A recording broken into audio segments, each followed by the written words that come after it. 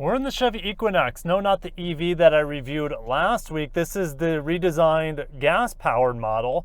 And well, let me just say, if you guys need a heated steering wheel and you have cold hands, like, well, this heated steering wheel is out of this world. Like, I don't know, maybe the best heated steering wheel I've ever felt. It's unanimously heated all the way around. Even the stitching, this is where some cars don't do that well. Even the stitching is fairly warm.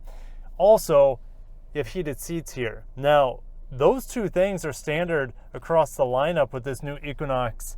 There's LT, I'm in the active trim, and then there's RS. Now, the active and the RS cost many thousands of dollars more, so I'm not going to recommend these trims. I'm going to just cut straight to it.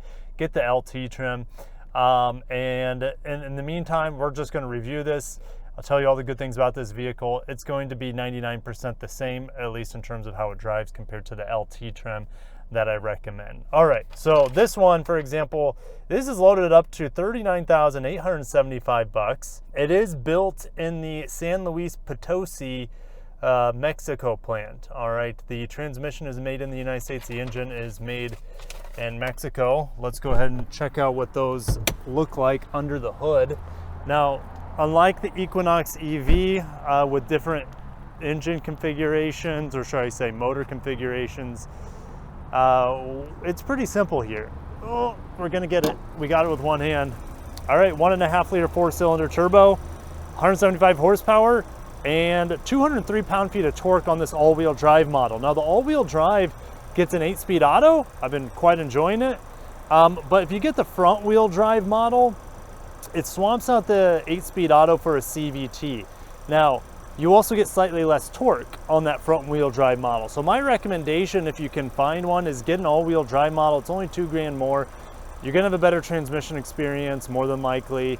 And you get all-wheel drive and you get a little bit more torque. So just a better experience overall for only $2,000 more. To me, it's the no-brainer. I've been getting about 24 miles per gallon. That is the weakness of this SUV, I would say, fuel economy. Now let's look at the design. It looks kind of like a shrunken down Chevy Traverse. It looks in some ways like the Buick models in the Chevy lineup, or should I say the GM lineup. Why do I say that? Well, you have the daytime running lights that are separate from the nighttime lights. I mean, Hyundai does that sort of design. Toyota's starting to do it. So it's becoming more and more common to have the daytime running lights sit up real high and the nighttime lights a little bit lower. I'm sure there's some laws that are kind of pushing light fixtures to do that, all right? Now, we have this two-tone paint color here. I kind of like this mint color. I'll put exactly what it is on the screen for you guys. I like it. Does it go well with the white two-tone roof and white mirrors? Not 100% sure, but it doesn't look bad. Now, the Active comes with these General Grabber all-terrain tires. And while they provide a really nice smooth driving experience, we'll talk about if you're going to hear them, because anytime you get knobbier tires, they have the potential to make more noise. So we'll start driving it and see if these things are louder. But we're with 17-inch wheels here. The RS trim gets, I think, 19-inch wheels, which I'm not going to wreck. Don't get the RS. It's going to really diminish your ride quality. I would pick this Active model over the RS, absolutely. All right, pretty handsome SUV from the side, gotta say. When this showed up to my doorstep, I was happy with the design. This is the first time I've seen. I actually don't know if I've seen the new 25 model on the streets yet. The rear taillights kind of remind me of the Blazer a little bit, maybe the Blazer EV. We also have digital rearview mirror with 360 camera, parking sensors. I mean, it's got all the luxury features on here, but it does not have necessarily the luxury, as we have the automatic liftgate here. It doesn't have maybe the luxury driving dynamics. All right, we do have a spare tire in here, by the way. It's all the way underneath, so well done for that. About 30 cubic feet of cargo space, LED lights on each side, no accessory power back. Oh, I eat my words, it's hidden. It's not even labeled. You have a little 12-volt back here, probably somewhere around 180 watts of power. You can fold down the seats 60-40. Yeah, this underfloor storage works really well from preventing things like glass wine bottles and other things from rolling around. So I had to kind of learn the hard way, but it's nice that this is felt lined to kind of reduce things from sliding around and banging around. and a lower center of gravity compared to up here makes things a little bit more, I don't know, secure. Been taking my kids to school. Well, it's now winter break. It's 2 days before Christmas. I'm at Walmart. I need to pick up some stuff for Christmas. But anyways, I really like the back. Now, here's the thing. This piece is really nice, this tan piece, super soft, and then you have this really cheap piece. And then here, let's move the car seats a bit.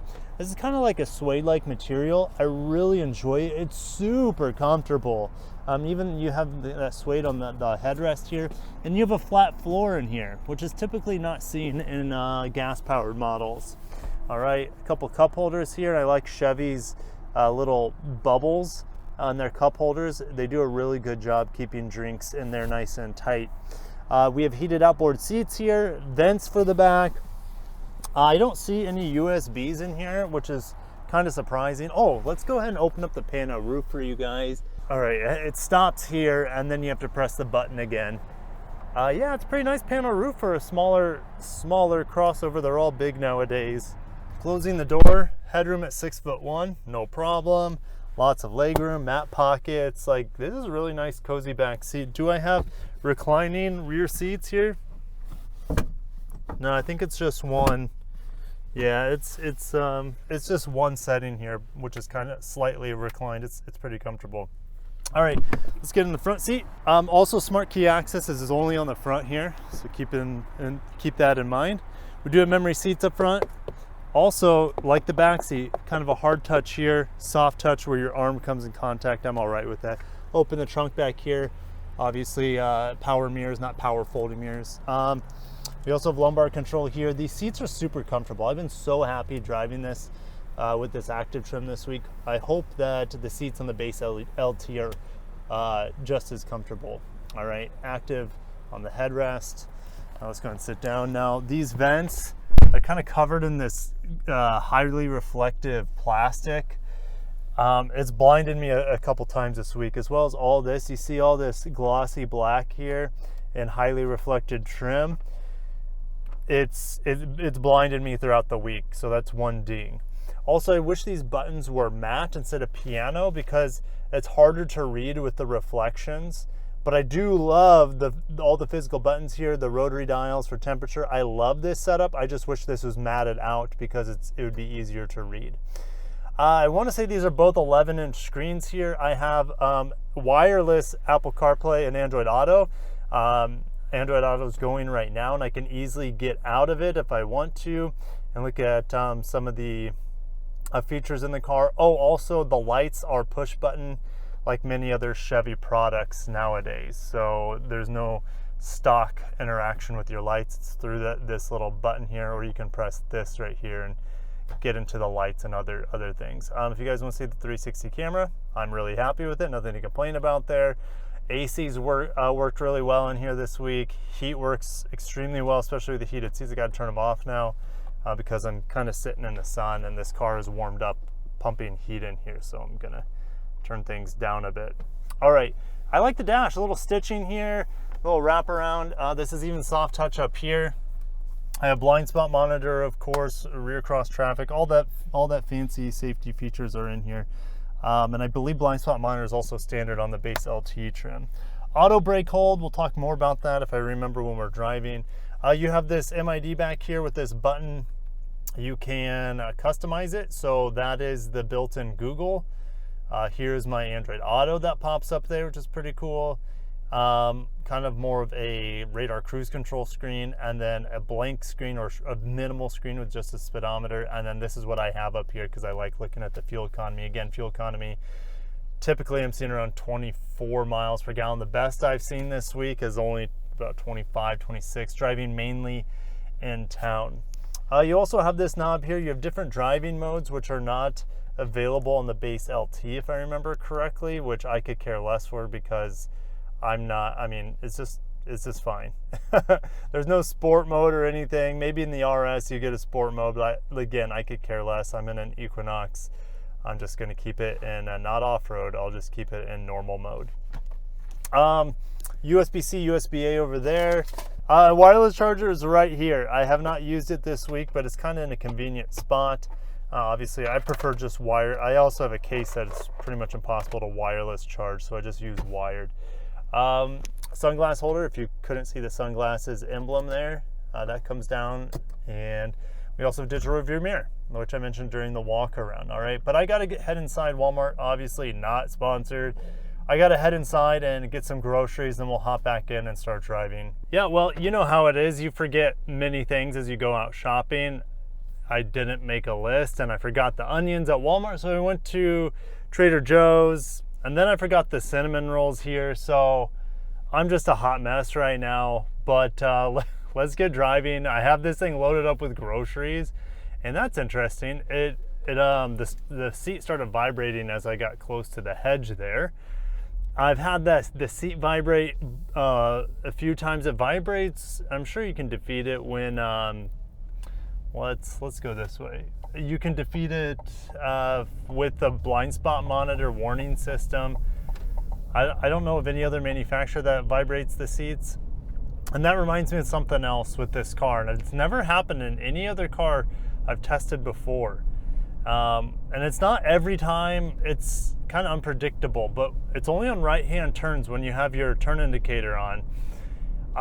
And instead of the stock returning to neutral, it overcorrects when it clicks back, and it actually blips on the left blinker the triple left blinker or turn indicator, whatever you want to call it. So I'll see if I can replicate that here. I'm not going to be able to do it on this roundabout, but it's typically on a really sharp right-hand turn with the turn indicator on. All right, so we're gonna try to trip the left turn indicator here by turning right. All right, this should never happen. So typically I notice it when I'm going a little bit slower. That's not always the case. Yep, there it goes. You guys saw that, right? Hopefully the camera picked that up. It wasn't even a full lock, and it still tripped the left turn indicator while it reset my right turn indicator. Hopefully that makes sense.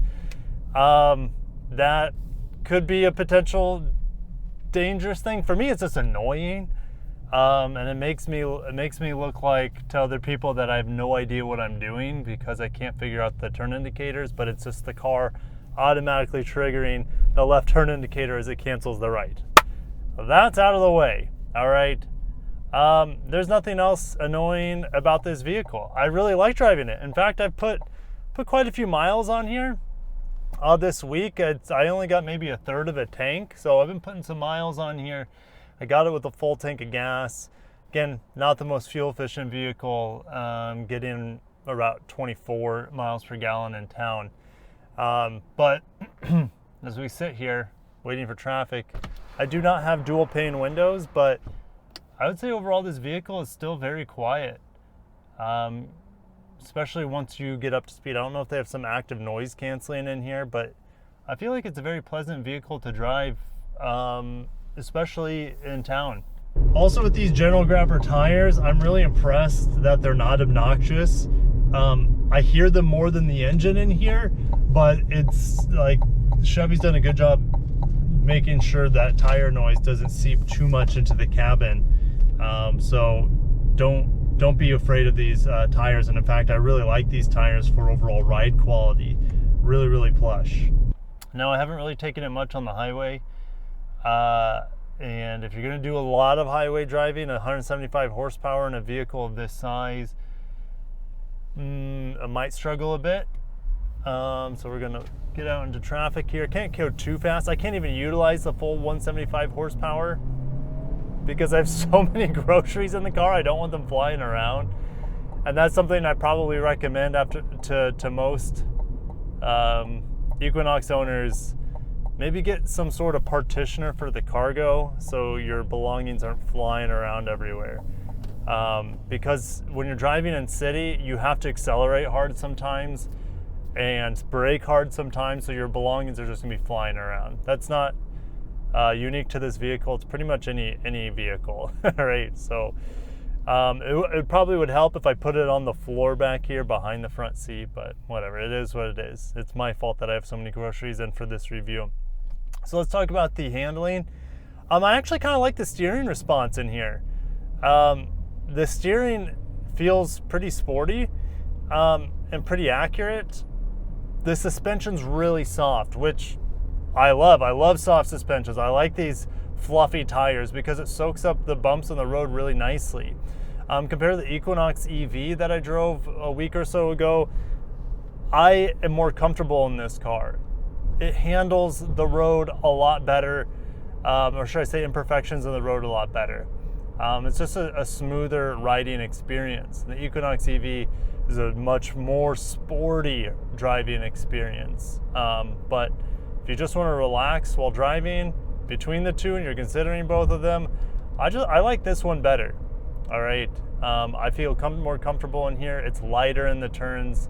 Again, not quite as tight feeling in the turns, but it feels lighter, and I really appreciate lighter feeling vehicles, EVs, especially the Equinox. It has a huge battery in it for an entry-level EV, and you can definitely notice it with its non-luxurious suspension setup. All right, it just kind of feels overwhelmed with the amount of heft it has. But this vehicle, just feel like it's really well-rounded crossover. And the LT can get around $30,000. I do think it's a good buy. But also, if you're looking at the Equinox EV, you can lease the Equinox EV for less than, I think it's around $30,000 if you get the EV tax credit while that's still available. So, I mean, that's a really good option too. Now, I've mentioned the engine. The engine is torquey, but it does run out of steam. So revving this thing out, you don't get a lot of benefit from pushing this vehicle to the limits. But I really do like this 8-speed auto in here. And I'm interested to see what it's like versus the CVT and the front wheel drive models. But I don't know if I can think of few instances where a CVT is better than an automatic, but that's very, very few and far between amongst all the car manufacturers. I really like this 8-speed auto. It's really smooth. Pedal down, just grabs and goes. Good torque. Engine sounds pretty good. And the engine's never very intrusive in here either, so they've done a good job removing the vibration of the engine in here for the most part, the sound of the engine. I think it's a really well done vehicle. And Chevy did a good job with this redesign. Again, no hybrid, no other powertrains really offered here. Just front wheel drive or all wheel drive, then you have your choice at that point between automatic or CVT. So that's the only thing I can kind of knock this on is the fuel economy.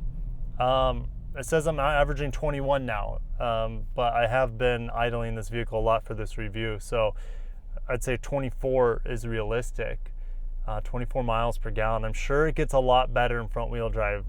You might be able to get upper 20s in the city in front wheel drive. It's gonna be lighter with the CVT, and then you don't have to have a drivetrain or propeller shaft going to the rear to power the rear wheels. But yeah, I'm gonna end it there. I really like this vehicle. You know, the LT is the way to go, around a little over $30,000. All-wheel drive would be my pick, but if price is the only thing that matters, let's get the front-wheel drive. I'm sure the CVT is going to be fine for most people. And you get the standard screens here. You get standard heated steering wheel. Like, if you like hot hands, you don't need to look any further. I will say this might be one of the chunkiest steering wheels I've ever tested. This thing's very girthy. Some people like that sort of thing. I also have paddle shifters on here, which it's not the first GM product that's had paddle shifters that I don't seem to be able to get them to work. So it is what it is. But I'm going to shut it down there. I appreciate you guys watching. If you enjoyed today's video on the new 25 Equinox redesign, hit the like button. It's a good product. Just a bit kind of one size fits all here with the lack of powertrains, I guess. And yeah, great standard equipment on the LT. Just pick that one up unless you get a screaming deal on the Active. Don't recommend the RS because you have thinner tires and this vehicle's not sporty to begin with, so I don't understand the RS. So that's just me. All right, I'll catch you in the next one. Chevy, well done. Peace out.